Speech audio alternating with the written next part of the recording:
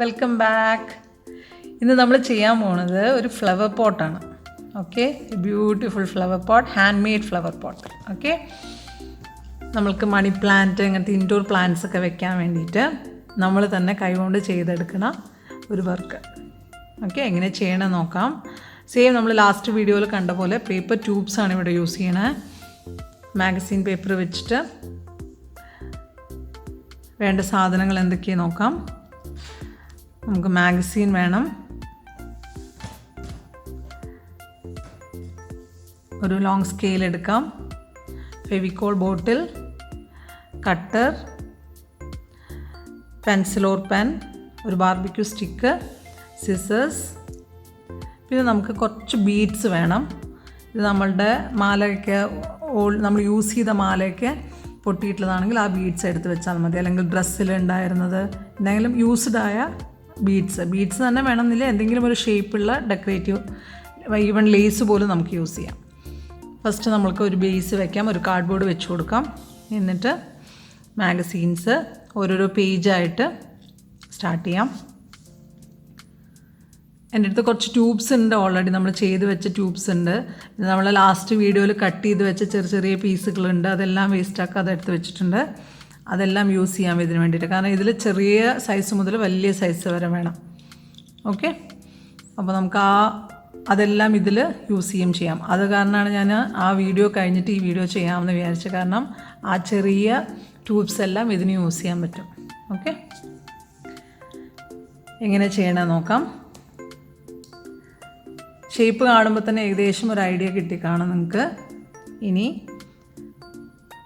ഇങ്ങനത്തെ മാഗസീൻ ആകുമ്പോൾ എന്താണെന്ന് വെച്ചാൽ നമ്മൾ കുറേ പ്രാവശ്യം ഇങ്ങനെ കട്ട് ചെയ്ത് സ്മോൾ സൈസ് ആക്കേണ്ട ആവശ്യമില്ല. ഇങ്ങനെ ഡയറക്റ്റ് ഈ മാഗസീൻ്റെ പേപ്പർ എടുത്തിട്ട് ഓരോരോ ഷീറ്റ് ഓരോരോ ട്യൂബിന് യൂസ് ചെയ്യാം. ഓക്കെ,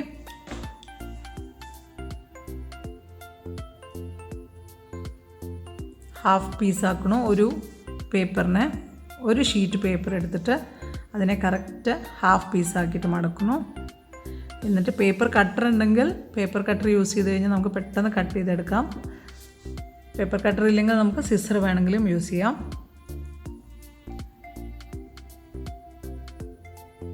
ശ്രദ്ധിച്ച് ചെയ്യണം.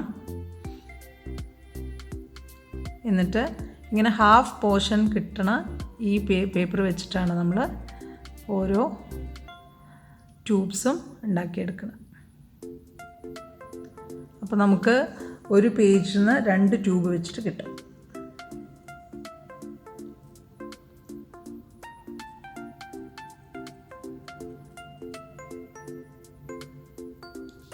ആ ഒരു ഷേപ്പ് നമ്മൾ കറക്റ്റ് ആ ഫ്ലവർ പോട്ടിൻ്റെ ഷേപ്പ് എങ്ങനെയാണ് ചെയ്യണമെന്ന് നോക്കാം.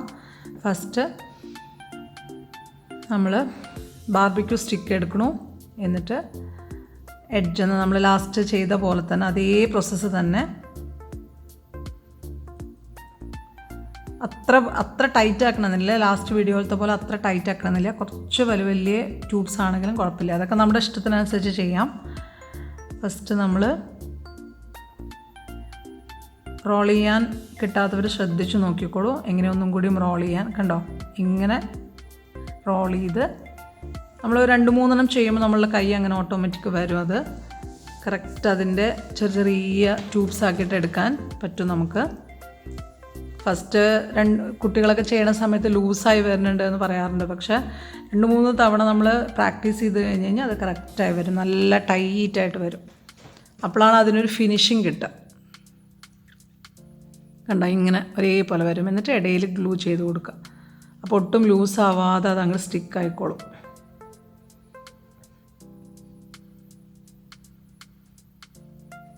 ഓക്കെ, ഇങ്ങനെ എഡ്ജ് വരെ നമ്മൾ റോൾ ചെയ്ത് കൊണ്ടുപോകും. ഇങ്ങനെ നന്നായി ടൈറ്റ് ചെയ്തെടുക്കണം. എന്നിട്ടും എല്ലാ ബാർബിക്യൂ സ്റ്റിക്കും നമ്മൾ ഊരിയെടുക്കണം. ഓൾറെഡി നമ്മൾ ഗ്ലൂ വെച്ചിട്ടുണ്ട്, അത് കാരണം അത് നന്നായി പ്രസ് ചെയ്ത് കൊടുത്തിട്ട് ബാർബിക്യൂ സ്റ്റിക്കും എല്ലാം ഇതുപോലെ ഊരിയെടുക്കണം.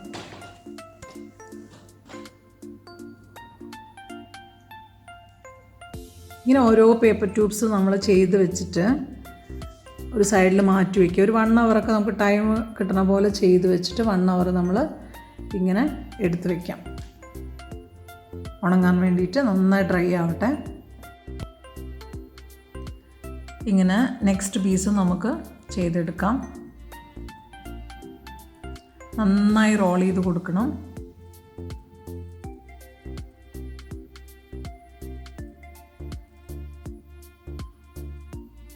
ഇടയിൽ നമ്മൾ ഫെവിക്കോൾ അപ്ലൈ ചെയ്ത് കൊടുക്കണം.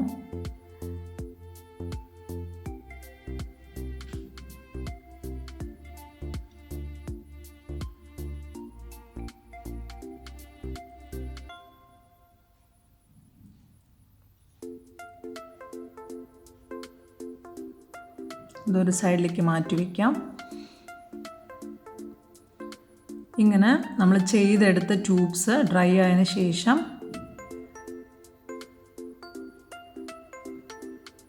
ഓരോ ട്യൂബ്സ് തമ്മിൽ നമ്മളിങ്ങനെ അറ്റാച്ച് ചെയ്ത് കൊടുക്കണം. ഫെവിക്കോൾ വെച്ചിട്ട്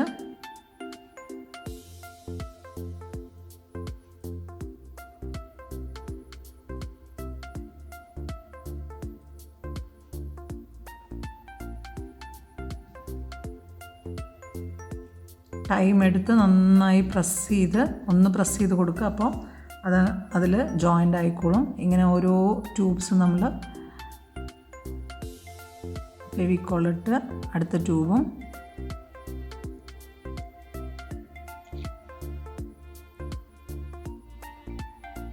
ഒന്ന് വിരലുകൾ കൊണ്ട് പിടിച്ച് മെല്ലെ ചെയ്യണം.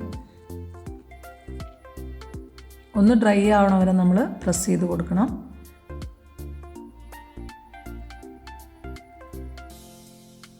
ഇത് കുറച്ച് ചെറിയ സൈസാണ്, അപ്പോൾ നമുക്ക് മാറ്റി വയ്ക്കാം. മാക്സിമം ഒരേ സൈസിലുള്ള ട്യൂബ്സ് തമ്മിൽ ജോയിൻ ചെയ്യാൻ നോക്കാം. ഇങ്ങനെ ഫുള്ള് നമ്മൾ ചെയ്തെടുത്തു. നന്നായി ഡ്രൈ ആയിട്ടുണ്ട്. 1 hour ഞാനിത് മാറ്റി വെച്ചു ഡ്രൈ ആവാൻ. എന്നിട്ട് നമ്മളിതിൻ്റെ ഒരു സൈഡ് കറക്റ്റ് മെഷർമെൻറ്റിൽ, അതായത് സ്ട്രെയിറ്റ് ആയിട്ട്, പല വലുപ്പത്തിലല്ലേ നമുക്ക് കിട്ടിയത്, അത് സ്ട്രെയിറ്റ് ഒരു ലൈൻ ഇട്ടിട്ട് കട്ട് ചെയ്തെടുക്കാം.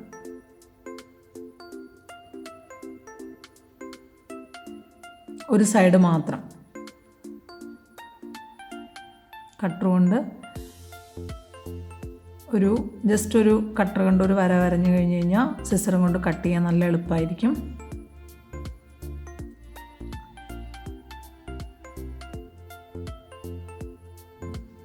ഇങ്ങനെ കട്ട് ചെയ്തെടുത്തു. എന്നിട്ട് നമുക്ക് ഈ ബേസ് പേപ്പറിനെ ഒരു ഷേപ്പിൽ നമുക്ക് കട്ട് ചെയ്തെടുക്കണം. അതിന് വേണ്ടിയിട്ട് നമ്മൾ ഒരു റൈറ്റ് ഹാൻഡ് സൈഡിൽ നിന്ന്, ആ സൈഡ് കുഴപ്പമില്ല അങ്ങനെ വെച്ചോളൂ, റൈറ്റ് ഹാൻഡ് സൈഡിൽ നിന്ന് നമ്മൾ ഒരു 4 ഇഞ്ച് മെഷർമെൻ്റ് എടുത്തിട്ട്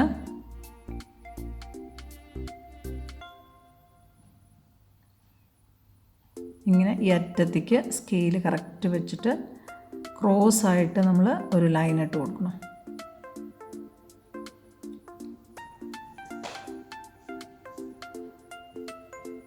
ഇതേക്ക് അത് കൂടെ സ്ട്രെയിറ്റ് ആയിട്ട് ആ ക്രോസ് ലൈനിൽ നമ്മൾ കട്ട് ചെയ്തെടുക്കുകയാണ്. ഇപ്പം നിങ്ങൾക്ക് ഏകദേശം മനസ്സിലായിട്ടുണ്ടാവും അതിൻ്റെ ഷേപ്പ് എങ്ങനെയാണ് വരാൻ പോകണമെന്ന്. അത് റോൾ ചെയ്തെടുക്കുമ്പോൾ ഈ ഒരു ഷേപ്പ് കിട്ടാൻ വേണ്ടിയിട്ടാണ് ഇങ്ങനെ ക്രോസിൽ കട്ട് ചെയ്യണേ.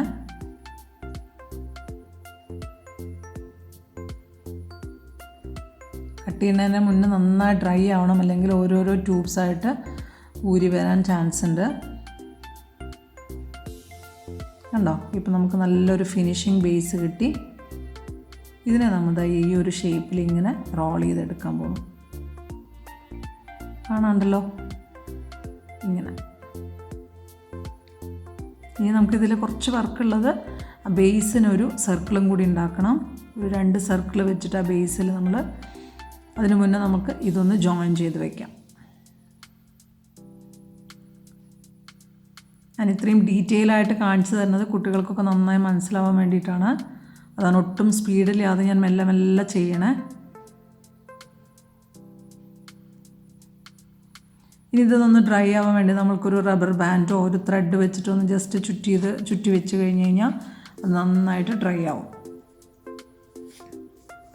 ഇങ്ങനെ പിടിച്ച് നിൽക്കേണ്ട ആവശ്യമില്ല. ഒരു റബ്ബർ ബാൻഡ് അല്ലെങ്കിൽ ഒരു ത്രെഡ് വെച്ചിട്ട് ചുറ്റിയിട്ട് അങ്ങനെ വെച്ച് കഴിഞ്ഞാൽ അത് നന്നായി സ്റ്റിക്കാവും.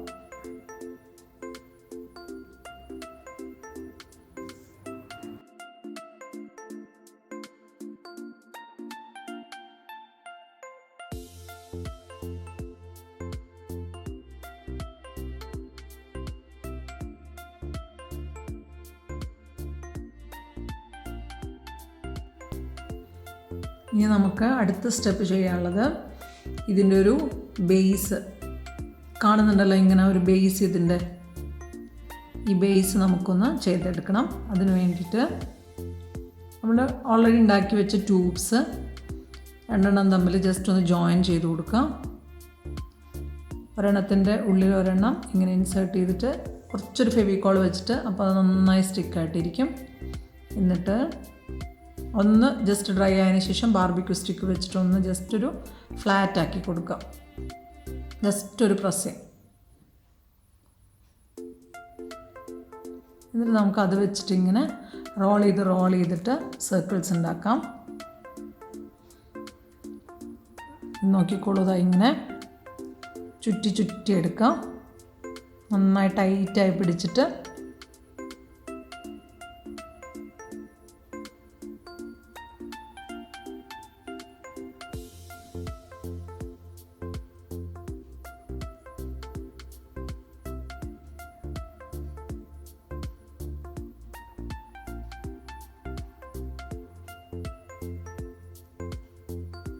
എടുത്തൊരു പോർഷൻ കഴിയുമ്പോൾ ഇതേപോലെ ചെയ്ത അടുത്ത ഫ്ലാറ്റ് പീസും ഫെവിക്കോൾ വെച്ചിട്ട് നമുക്ക് ജോയിൻ ചെയ്ത് കൊടുക്കാം.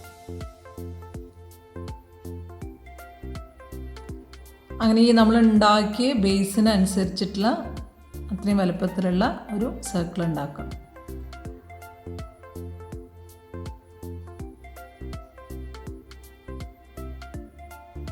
അടുത്ത പീസും ജോയിൻ ചെയ്യണു.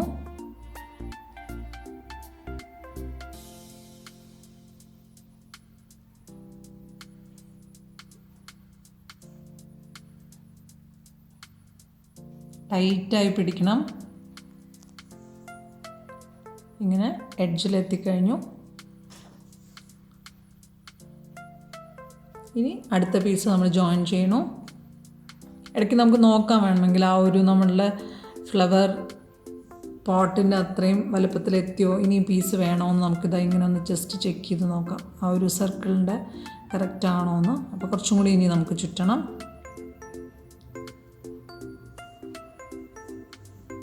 ഇപ്പോൾ അത്രയും ചുറ്റി എടുത്തിട്ടുണ്ട്. എന്നിട്ട് എഡ്ജ് വന്നിട്ട് നമ്മൾ നന്നായിട്ട് ഫെവിക്കോള് ഒട്ടിച്ചു കൊടുക്കാം. ഇതൊക്കെ ടൈം എടുത്ത് ചെയ്യണം. ഇതും ഡ്രൈ ആവാൻ വെക്കണം, എന്നാലാണ് നന്നായിട്ട് സ്റ്റിക്കാവുള്ളൂ.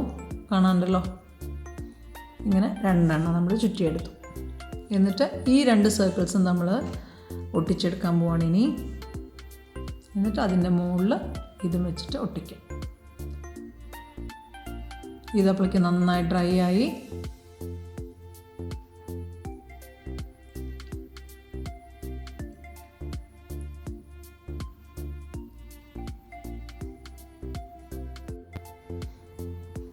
കുറച്ചധികം ഫെവിക്കോൾ നന്നായിട്ട് നമുക്ക് സ്പ്രെഡ് ചെയ്ത് കൊടുക്കണം. ഇവിടെ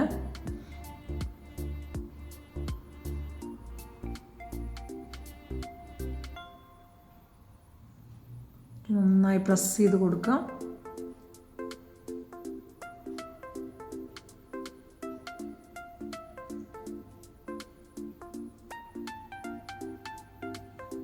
ഇനി നമ്മുടെ ഫ്ലവർ പോട്ട് ഒട്ടിക്കുമ്പോൾ ഒന്ന് നന്നായി ശ്രദ്ധിക്കണം. കാരണം അതിൽ ബേസ് കറക്റ്റായിട്ട് ഇതിൻ്റെ ഒരു സർക്കിളിൽ തന്നെ ഇരിക്കണം. ഉണങ്ങണ വരെ നമ്മളൊന്ന് ശ്രദ്ധിക്കുന്നത്.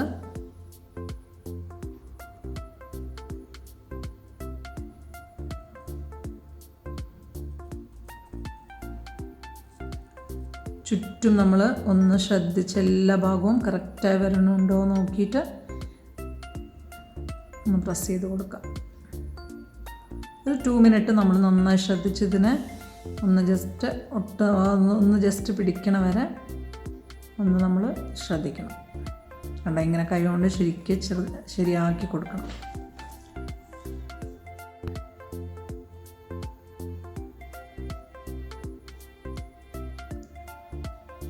നന്നായി ഉണങ്ങിയതിന് ശേഷം ഞാനിപ്പോൾ കാണിച്ചു തരുന്നത് കാരണം ഇപ്പം തന്നെ ചെയ്യാണ്.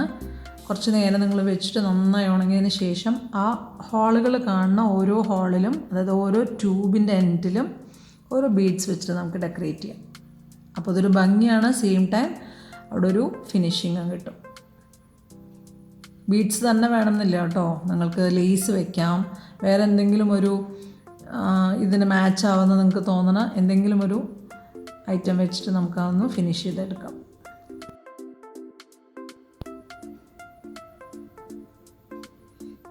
എല്ലാ ഹോളും നമ്മൾ കവർ ചെയ്ത് കഴിഞ്ഞു വിത്ത് ബീഡ്സ്. ഓക്കെ, നന്നായിട്ട് ഡ്രൈ ആയിരിക്കട്ടെ. ഇടയിൽ വീണു പോകാൻ ചാൻസ് ഉണ്ട്, അതൊന്നും കാര്യമാക്കണ്ട, മെല്ലെ ഡ്രൈ ആയിക്കോളും. ഇത് നല്ല സോഫ്റ്റ്, നല്ല ഗ്ലോസി ആയിട്ടുള്ള ഒരു തരം ബീഡ്സാണ്.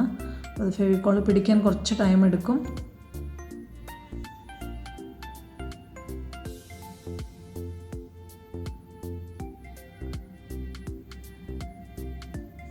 ഇവിടെ ഞാനൊരു ഇയർബഡ്സിൻ്റെ ഒരു എംറ്റി ബോട്ടിലാണ് എടുത്തിരിക്കുന്നത്.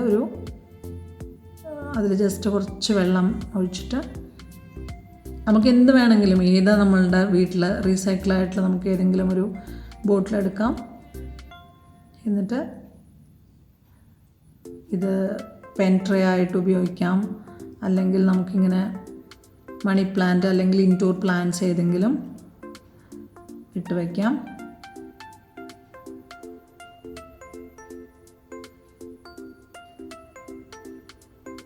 സാധാരണ വെറുതെ ഒരു ബോട്ടിലിട്ട് വെക്കുന്നത് പകരം ഇങ്ങനെ ഒരു ഡെക്കറേറ്റീവ് ഐറ്റം ഇതിലിട്ട് വെച്ച് കഴിഞ്ഞാൽ പ്ലാന്റ് നന്നായിട്ട് വളരുമ്പോൾ അതിൻ്റെ ആ ഒരു എഡ്ജസൊക്കെ നമുക്കിങ്ങനെ കയറ്റി വെച്ച് കൊടുക്കാം. കുറച്ച് ഹൈറ്റുള്ള പോട്ടായത് കാരണം. എല്ലാവരും ട്രൈ ചെയ്ത് നോക്കുക, എല്ലാവർക്കും ഇഷ്ടമാവും. കമൻസൊക്കെ അറിയിക്കാം. Okay, thank you so much. Flow with your creative spirit.